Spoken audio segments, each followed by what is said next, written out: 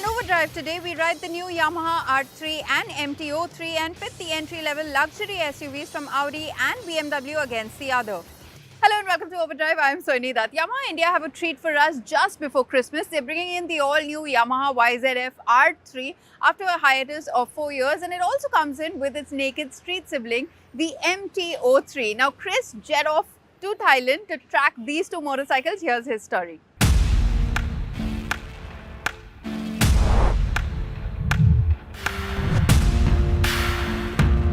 As you may already know, big news from Yamaha earlier on this year because they have told us that they're going to be bringing this motorcycle, the Yamaha R3, the fully fed sub 500 sports motorcycle, back to India after what feels like an eternity because the older model was taken off, I think, in 2020, and now 2024 will see the return of this lovely motorcycle back on Indian shores. Now, this motorcycle, the R3, has undergone a fair bit of change in the form of 37mm upside down fork up front. It has an all-new face, all new digital display, and it pretty much retains the same core mentality and the ideology in terms of engine, performance, and that entire amazing package that we came to love in the motorcycle before.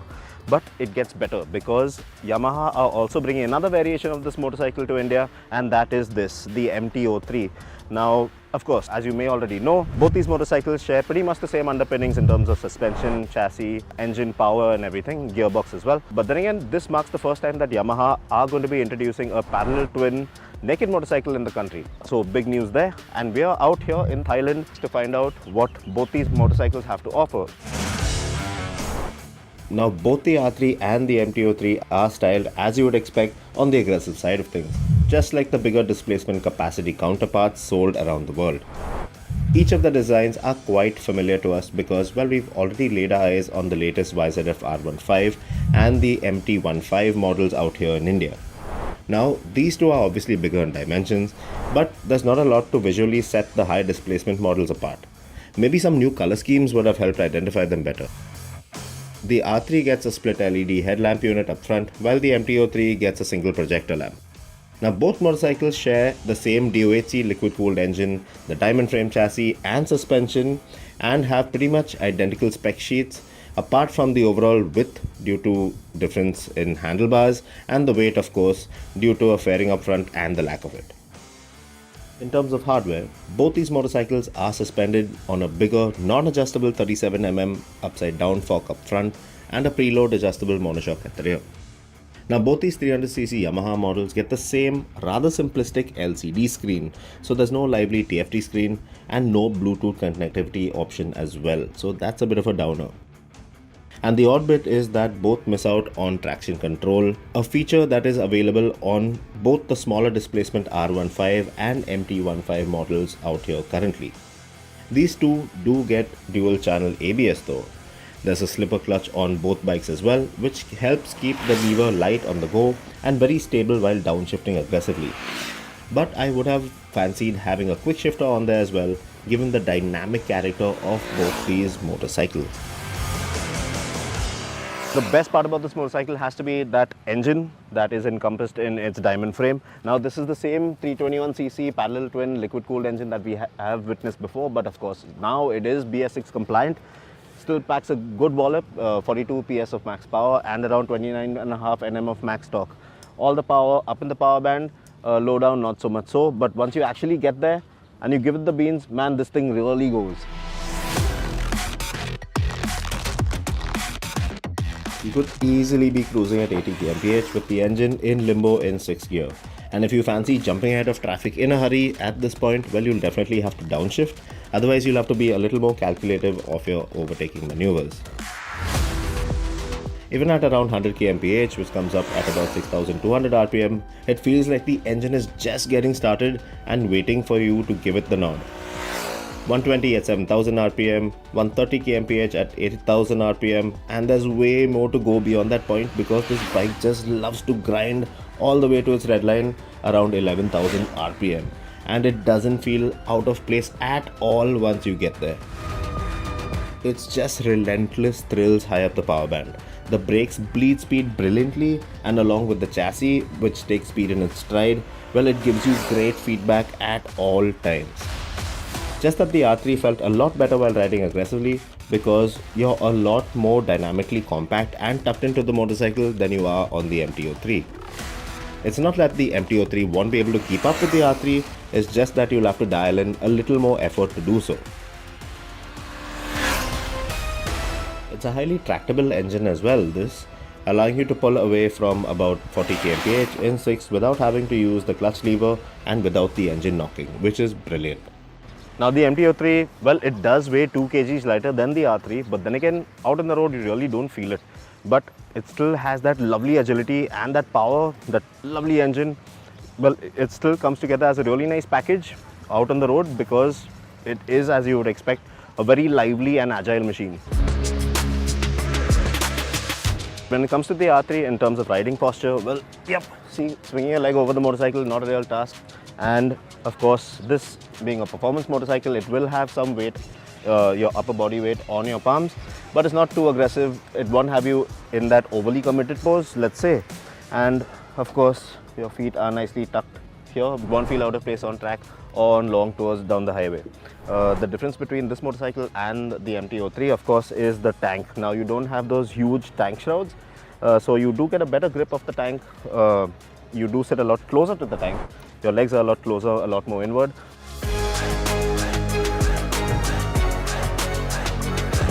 Alright, now getting astride the MT03, well, as you can see, no real task there. The big changes out here have to be the handlebar, which is completely different to the unit which is on the R3. And of course, this big tank shroud, as you can see, is the same capacity reservoir, but it does have a broader muscular feel to it. And of course, your legs will be split more apart. The taller you are, the more you're going to feel the brunt of it. But then again, the good thing about this motorcycle is the fact that it will have you seated a lot more upright, a lot more comfortable with no weight on your palms. But the only downside to this is with the stiff suspension, you will feel the brunt of bumps on your back. Alright, now to sum things up out here, let's begin with the R3. Now, still in this day and age, 4 years after it was taken off the charts, well, still a highly impressive and capable machine because, well, it packs a real wallop in terms of performance, and the ride dynamics and handling, well, just top draw in my books, because for a performance motorcycle of this caliber, in this displacement category, it really works. It really comes together supremely well. Coming to the MT03, yes, just like the R3 in terms of performance and handling, because it pretty much has the same underpinnings as the R3. And now when you have a naked motorcycle of the same caliber, well, it feels like a mismatch, but it doesn't really feel out of place, to be honest. Both these bikes are going to make their way to India via Indonesia directly as CBU units. So don't expect the price tag to go under the 4 lakh margin for either of these motorcycles. Now, given that price, cost-conscious India, I know you're going to be thinking, oh yeah, my bike costs more than 4 lakhs, and it has to have a certain amount of features, which both these motorcycles appear to be lacking. So why would you really buy them? Well, for that price, both these motorcycles stay true to the Yamaha ethos, which is performance. And in that aspect, they deliver in spades. And purists are going to really fancy either of these bikes. Just a couple of weeks more until the Yamaha motorcycles make it down to India. We'll bring you all the details from the launch floor as well. We'll take a very quick break here on the show, but coming up on the other side, we bring you a clash of the entry-level SUVs from Audi and BMW. Stay with us, you're watching Overdrive. Welcome back, you're with us on Overdrive. Now, the updated second generation Audi Q3 finally made it to our shows earlier this year, and BMW happened to finally give the X1 a facelift. So we decided to go to our favorite hills and take these two SUVs and figure out just which one scores more in terms of brownie points. Now you're on the lookout for your first luxury car, and of course it needs to be an SUV. As it happens, things are looking good for you. There have been 2 new entrants in this segment aside from the usual suspects from Mercedes and Volvo. The first of which is this new second gen Audi Q3. It's finally here after a very long wait. And also after what seems like forever, we have an all new BMW X1. So which one of these should you pick? The BMW and Audi may be aimed at the same buyer, but the two make their presence felt out on the road quite differently. The X1 is 18 mm longer and 35 mm taller, but makes a bigger statement than the numbers suggest with its more extroverted look. The large grille plays a big part in this, with its heavy dose of chrome drawing as much attention as the full-faced grille in the Audi. The Q3 goes about its business in that typically restrained but dignified Audi way. There's some splashes of flair with the contrasting silver accents in the bumper and the light signature, which work opposingly to these elements in the BMW. But the Audi does its thing of being timelessly contemporary. The X1 looks more traditionally like an SUV with its upright profile and large glass area, but the sleek silhouette of the Audi is equally appealing. The simple body panels work just as well as the more expressive surfacing of the BMW. The Q3 has a larger 530-litre boot against the X1's 476-litre, but the flat load lip in the BMW makes it easy to manage heavier bags. But step inside the Audi Q3 at first and then you realize that, like most Audis, it's very neatly, very subtly done, and it's something that really makes you feel special in the kinds of materials and finishes and those blocky, very technical design that it just stands out at first. But then you notice that the Q3 has been around for a while. When you step inside the X1, for example, you notice that immediately it's a touch more plush. Of course, both have more than enough soft touch materials, but here in the X1, it really goes a step further. You notice that the grain, the textures, they're just that bit better defined here. And then there's this asymmetrical layout, which really does stand out. It's nothing like you've seen in any of these other small SUVs. And then the way the center console is tilted towards you, it just gives you that sportier, more committed feel that really sticks with you when you see the two cars together. But having said that, in terms of the screens, the Audi again has the edge. This touch screen is much easier to use in the Audi. It's slightly bigger, very similar but slightly bigger. And just the cleaner layout makes it much easier to access controls. It's a similar story with this instrumentation. The Audi has a bigger screen, it's 12.3 inches, this is about 10-ish. And that again makes a difference. The more traditional round dials are much easier to read. And while again this is brighter and more colorful, we much prefer the simpler ones in the Audi.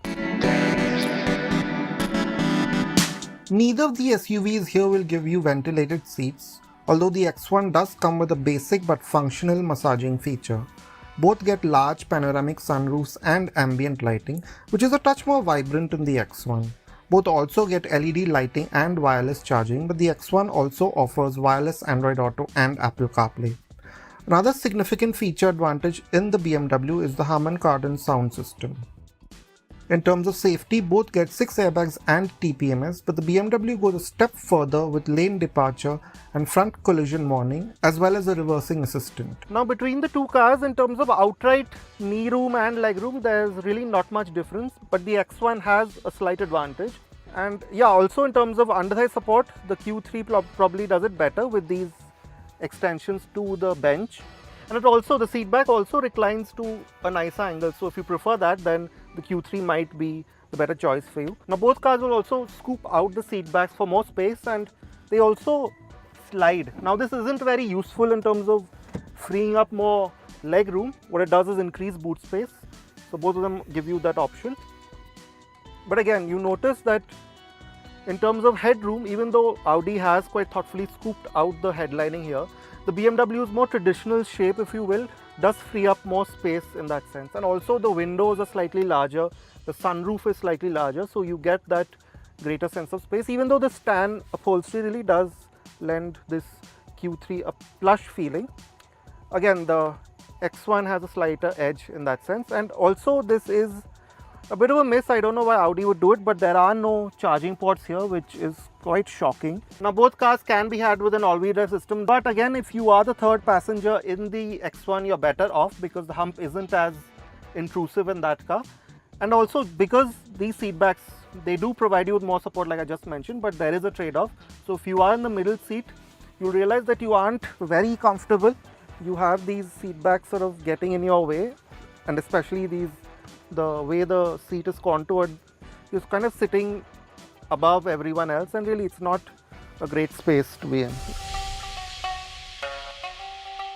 We aren't done with our comparison test just yet. After this break, we'll tell you more about the powertrains, and we will also tell you about the ride and handling dynamics of these SUVs. Welcome back. You're with us on Overdrive. Now, the Audi Q3 comes with a petrol powertrain, is an all-wheel drive SUV, and the BMW X1 is a front-wheel driven SUV, but comes with a diesel powertrain, yet they are similarly priced, are of the same size, and also they share a similar sort of image. So, which one should you put your money on? Let's find out. Now these two cars might be similarly sized, but when you're driving them, the view out or just the general feeling from behind the wheel is slightly different. In the Q3, it's more like a traditional SUV. You sit a bit higher up in the cabin, and the seats, they are wider, so if you have a wider frame, then you'll probably like those better. In terms of outright comfort, maybe there's not too much of a difference between the two, although yes, in the X1 you do get these extensions, so if you have long legs, then this might be the better choice. But also if you want that more committed, that slightly sportier driving feel, then the X1 will also give you these quite prominent side bolsters, and they really do hug you in place, which some people may or may not like. Now of course both these engines are 2 liters and both have a 7-speed DCT, but yeah, the one in this X1 is a diesel and the one in the Q3 is a petrol, so of course they drive and behave differently. Now in terms of outright performance, the Q3 has 190 PS and this BMW has 150. But to be honest, out on the road, especially if you're driving calmly, the difference is not very noticeable, considering that the torque outputs are broadly again within the same ballpark, 320 in the Audi and 360 in this one, the BMW.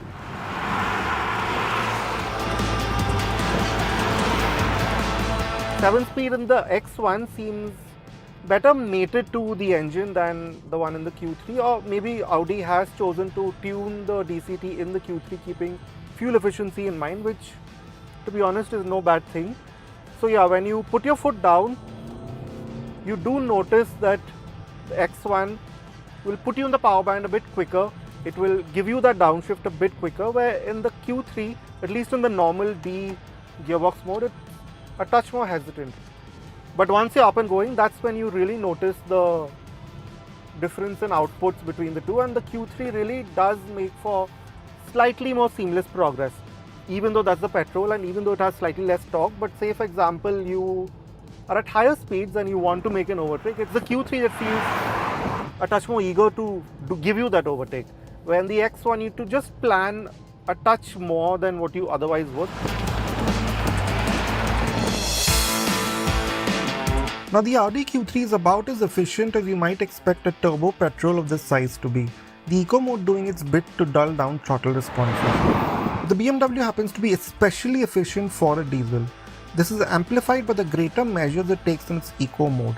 It will turn down the climate control, even stick to a higher gear for longer. Now both offer you drive modes. The BMW will go a step further, and again keeping with that EV theme that you keep seeing with this X1, you don't just get a personal, a sport or an efficient mode, you also get these expressive, relaxed and digital art modes that you've seen in BMW's electric cars like the iX and the i7. These don't change the driving experience all that much, they change more the ambience. Now the drive modes in both of them will work similarly like how you would expect them to. They alter the steering feel, they alter the throttle response and so on and so forth. But the BMW will go a step further. BMW will also slacken off the ESC, and you can choose how much you want the ESC intervention to be.